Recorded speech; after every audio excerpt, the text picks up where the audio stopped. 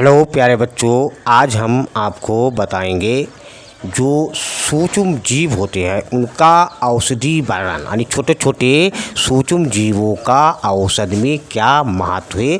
क्योंकि ये दवाइयाँ जो हैं, ये औषध जो हैं, तो इनके वृक्ष नहीं होते कि ऊपर चढ़ जाओ, टेबलेट तोड़ लाओ, तालाब के अंदर घुस जाओ, सिरप निकाल लाओ। ये बनती हैं। अब कैसे बनती हैं? अब ऐसा तो होता नहीं कि वर्षा होती है तो औषध गिरती है, तो ये बनाई जाती है।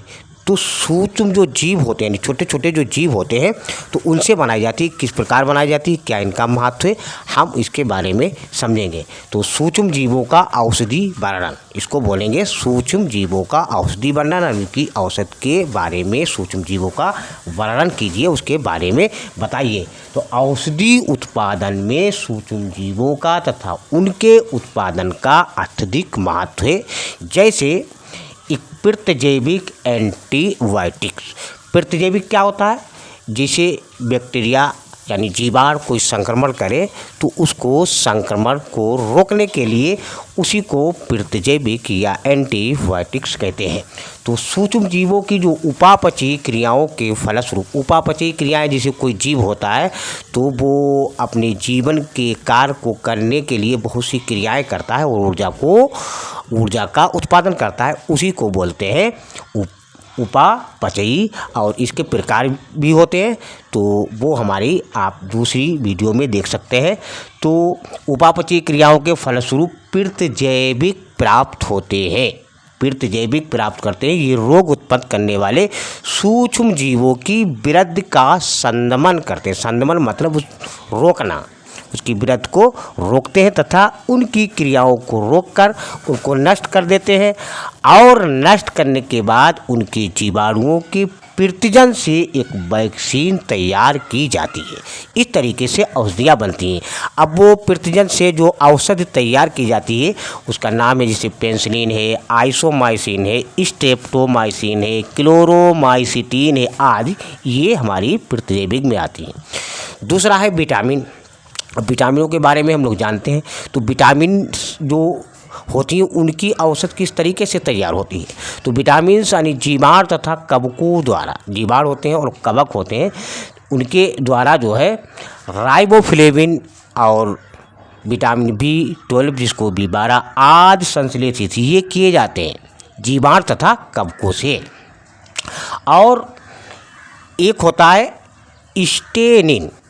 अब स्टेनिन, इसको हम मोनास्कस यानी परप्यूरियस नामक एक ईस्ट प्रजात से इसको प्राप्त किया जाता है, स्टेनिन को।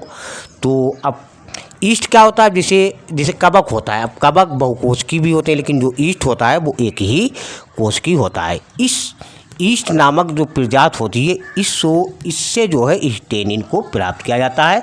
और ये स्टेनिन औषध का क्या कार्य है? ये रुधिर में जो कोलेस्ट्रॉल हो जाता है उसको कम करने के लिए इसका उपयोग किया जाता है।